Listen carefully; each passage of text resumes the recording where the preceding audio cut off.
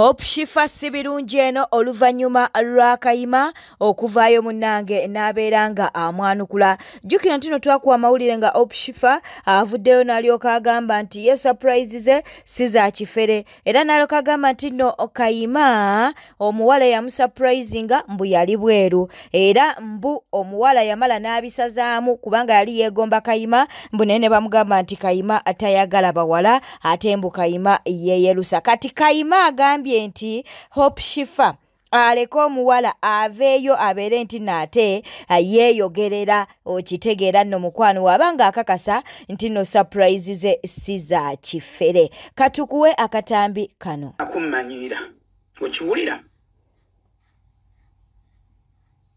kuva lubereberye naguno gwaka ensi ekimanyi era n'oyo gwogamba Glory eyampa surprise yali akimanyi nti neemyusa oli mu kubuzaabuza nfaayo. Lekera okubuzaabuza enfaayo ekintu ekyokubiri saagala kumanyira mukazi gwe. You don't sit down kwa YouTube wamwe wekisiru and you start discussing my sexuality. Saagala kumanyira okitegeera saagala kumanyira. Nze situlankwana ku internet nentandika kutandika kwerereja era ono ali straight era ono homosexual simanyi ono bikoze ono bisexual era ono bikoze bitya. Nze saagala kumanyira bannange, nze simanyira bantu okitegeera saagala kumanyira. Omanyi bannayuganda balina ekizibu ky'okubeera nti nno baagala nnyo okubuzaabuza ekintu ekibatuulamu nga batandika okupulinga sexuality gundi ezo babuzeebuza. Se saagala kummanyiira.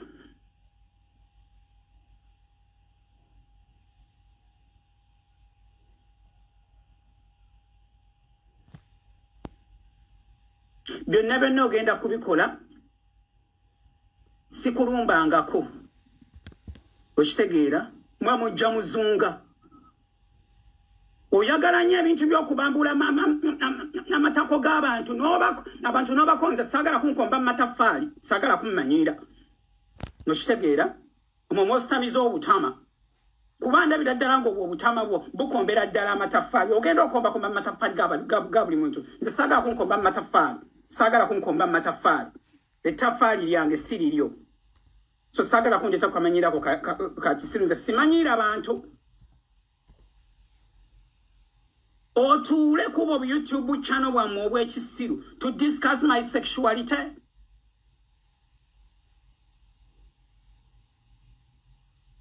Nze nali nveddeyo nentandika okudiscussinga sexuality yange nammwe. Are you even worth it?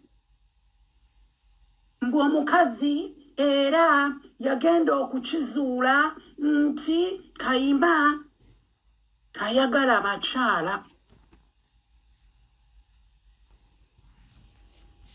Naguli omuzinazina ogwabadde gukujjako interview nagwo ne gukkiriziganya naawe.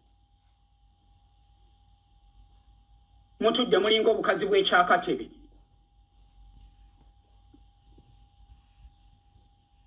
Yagenza okukizuula nti Kayima tayagala bakyala. Saagala kummanyiira. Okwegadanga kwange tekulina we kubakwatirako wadde.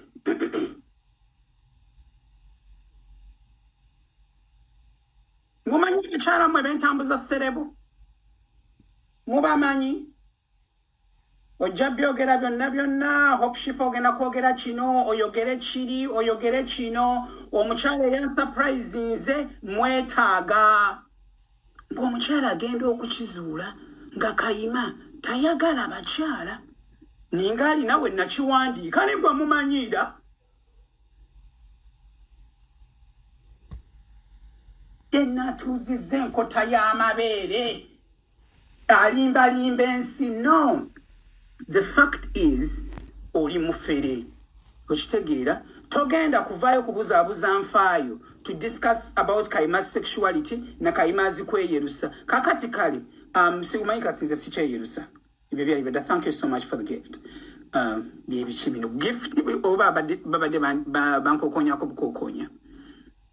Is it a gift or what? Okay, that's fine. Figure. So lekera ebintu byokugira byokubuzabuza abantu kubanga obufere bwotuddeko okitegeera olwo najja nenjogera ku bufere bwo nakuwamuko katiibwa naye munange ebiseera ebisinga nange nsibuukira ddala empisa. By the way nze nsibuukira ddala empisa, so don't dare me. Okitegeera, don't dare me, nsibuukira ddala empisa. Naye ensonga esinga obukulu kakati luli nalinga nemyusa kati sikyemyusa sikyakwata mu bizigo njagala mukazi wange yampa surprise. Kintu kyangu nnyo gwakwata Gloria okitegeera enamba yange ogirina kuba mwajja muzu naye yawanalabika tagina naye osobola ogifuna osobola n'okujja mu kabox kange nongamba nti Kaima Gloria yono oba Gloria osobola okuvayo n'ojja mu kabox kange nongamba naye nze Gloria we UK eyakola kye yakuwa surprise era enamba yange yiino to discussing njagala Gloria kuba yansuulawo tannaba nakundaba njagala asuulewo nga biva mu kamwake. Mishtegera kubanga nkimanyi bobanga onyonyezza omuntu kati ngaba wajja nonnoonya bobanga asobola okunfuna nakati osobolera ddala okunfuna. So njagala mukazi wange Gloria yampa surprise lekerawo ebyokwebuzinza ajja kinegambye nti teyansiima okitegeera oba yagenda okulaba nga ebyo yandibadde abinnyonnyola nze okitegeera. Naye oli wano obuzaabuza abantu olimbalimba abantu mbw ate simanyi yamukusanga simanyi ate yali yemyusa. Subscribinga likinga leka obubaka bwawo mu comment section ate mulowooza Honorable Lutamaguzi tebamubise bavuddeyo ne babeera nga ate babika Honorable Lutamaguzi bavuddeyo munnange ne babeera nga bagamba RIP naye nga Honorable temutya nnyo mulamu naye nga munnange ekimubisizza kyekino. Kitalo nnyo breaking news. Honorable Lutamaguzi atuvudde ku maaso. Honorable Lutamaguzi afudde nga talabye ku nsi mpya bambi ate era ffe tetuyinza kusanyuka nga ab'enaale mu lw'okuba opposition afudde nedda. Nsaasira nnyo ab'Nakaseke, nsaasira nnyo eggwanga okutwalizaamu n'ekibiina kya Nuupu Kyagulanyi Robert. Abasajja n'abakyala batugamba mumukuume emirembe nga tubagamba emirembe tukuuma gitaliiwo genda obigambe nnyoko. Esebo kubanga kati ffe twekyaye emirembe gy'oŋŋamba okuuma egitaliiwo ng'ettaka balitudde batukijjanya buli omu bamusongamu ntono tumutemule na butwa na mundu na accident gw'ate ng'ojjombuulira mukuume emirembe nkugamba misana genda ogigambe nnyoko. Senta mu sefuliya kimpogogo kimpana kimpanze kyakulembera nti Honorable Lutamaguzi atuvudde ku maaso. Abadde alabika bubi nnyo. Lutamaguzi abadde alabika bubi nnyo wadde ng'alina kasente ng'alinga omulambo gw'obote yenna ng'olaba ng'omuzimu nga mubiri mwere talina mwoyo mwere talina mubiri nga bw'anoonya akalulu nga yasinga okugamba Museveni nga bw'alina okufa era n'okukubiriza bannayuganda beekalakaase. Bambi Lutamaguzi afudde ab'eŋŋanda abakono ab'emikwano mbabikira Nakaseke tekibadde kirungi. Lutamaguzi avudde embulamu bw'ensi eno. Lutamaguzi kankubuuze mukwano ng'olabika bubi singa Lutamaguzi teweefaako ebigambo by'ensoosezza bye bigenda okuddamu okwo nga tetunnatuuka na mu kulonda Lutamaguzi oyinza okutufaako abantu boogera ebigambo by'ensoosa okwogera kubanga amazima Lutamaguzi siri mu kuvoola siri mu kunyoomoola oli musajja mukulu naye olabika bubi mukwano kiki ekyatuukawo ku nsi okolerera ki? Mukama akuwadde ku busente Lutamaguzi ovuga emmotoka ez'ebbeeyi gw'omu ku babaka ba parliament abayingira house nga bulina ku busente naye olabika bubi olinga omulambo gw'obote mwoyo mwereeto olina mubiri onoonya campaign oleebukana n'ensi eno owaayiriza weesiba ku Kyagulanyi Robert Center mu sefuliya kimpogo ku kimpana kimpanze nga ne mu gavumenti mwoli. Lutamaguzi mukwano ng'olabika bubi kiki? Wayingiramu obulwadde buno otandike eddagala kubanga ne mukyalawo wamutulaga mwalinayo okuziikaawo n'embiraba ku TikTok naye ng'omukyala alinga maamawo omukyala nga mukadde tebereza muka Honorable. Lwaki nze sizoyininga opposition abantu abali ku opposition kansookere ku bannabyabufuzi nga ba Lutamaguzi bannambooze bashami mu malende bateekeddwa kwekuumira mbulwadde na kulimba bantu nti balwadde. Nambooza yeewandiisanga mulema mu paalamenti era afuna obujjanjabi bw'abalema ssente empitirivu. Teebereza okutambulira mu kirimbo bwe kityo. N'otambulira ku miggo naye ng'ewuwo okola dduyiro nga bw'odduka weetoolola emukono wonna wonna naye nga bw'odde n'ogamba abantu oli mulwadde. Lengera bamalende. Malende abadde alina okwefuula omulwadde n'osiba mu luumu ng'otudde ng'olina okulimba abantu nti oli mulwadde kumbe oli mulamu olimba. Lengera ba Bobi Wine olina okulaga abantu mbu oli mwavu kumbe biki ye busaabala bagigobako abantu ekola. Kati Lutamaguzi mulabe y'omu ku basajja abalina kasente abayingira nga bolaba Richard Sebamala abayingira mu parliament walayi nga balinamu nerengera obulamu bwalimu. Aina kwekuumira kulaga mbu munaku kulaga mu mwavu bwacyumbagira bwayogera bino yenno oluwumu lumulidde lumuwe omusajja omukulu ali mu parliament kye kikuliisa oluwumu. Bw'obanga oli mulwadde tandika eddagala.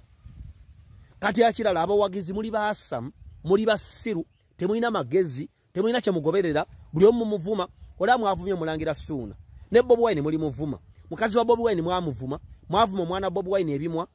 Kati nze sisobola kukeera ku makya ne bambalira abantu abaali babaddeko mu nuupu tekisoboka. Mbanga omuntu kuyingira nuupu mbanga alidde ebisiyaga.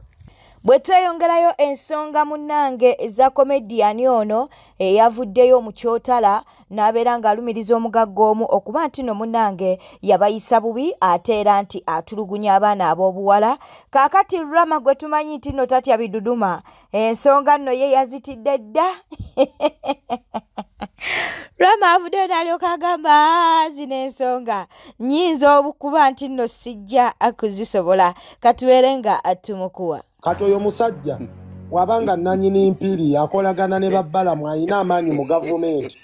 Kati naffe waliwo awamu we tuteereega nze nsigala mu bakadaama bange benvuma ebintu byabo abo abakyotala ekirungi bonna bakyotala. Senga abadde Muganda twandigambye nti Omuganda akoze bubi naye bonna bakyotala ate ebintu byabwe birabika biwanvu naye kati oyo omusajja oyo mugagga oyo musajja mugagga kati ffe ngaffe abamufe abatali bakyotala banne tuba tugenda mpola yesiraamu tumusaasira naye tetubiyingira nnyo. Kati gwe Omuganda obinyigamu ebiyindo n'okiwulira naye nga lwamusole wamma tetuli mabegawo naye nga gwe eddoboozi lyaffe. Kati lwamufe abamu mwana tutya kati olaba gwe mu kyotala otidde kati ate ffe Abaganda ate nga mmwe mwebeerera musobola okwetegeera. Ezo ensonga zammwe ziba mpanvu kuffe naffe zitusukkako. Yes, kaakati nno omuwala naye yavuddeyo n'alumiriza muganda wono comedian omukyotala yavuddeyo n'alumiriza omugagga nti munnange yatandika omukozesa ku myaka emito. Katukuwa akatambi kano. Ono victim mu bino. Muganda wange omukulu gwe nabanyumizaako Obama atandise omulimu gwa nti yafa ssente akati ayagala kusabotaginga bintu bino. Atandise okusasula buli vloga yavuga agenda ye ng'ajja ayogera. Simanyi sister ffe bamuwa emmotoka ya milioni bimeka ng'omaze okukozesa omuntu nga mwana muto abeere n'amagezi agakuuma ebyo ebintu. Yayogedde ku bilioni 2 babadde batuofaringa ssente tubugaana obusente bwabwe. Kati ebisigaddewo nze natandise maliriza ekyammwe.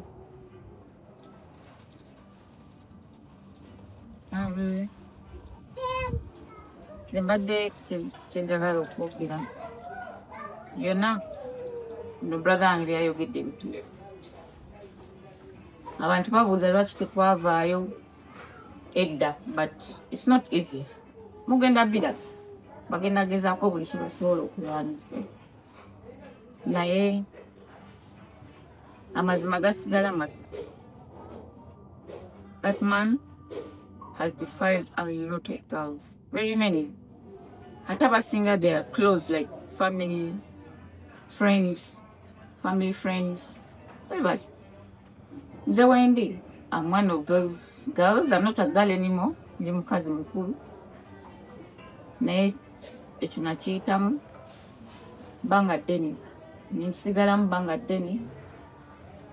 Era mukulu wange yagambye omusajja yali yampasa tampasangako naye nabeera naye simukwagala naye lwambeera naye simwagala mbako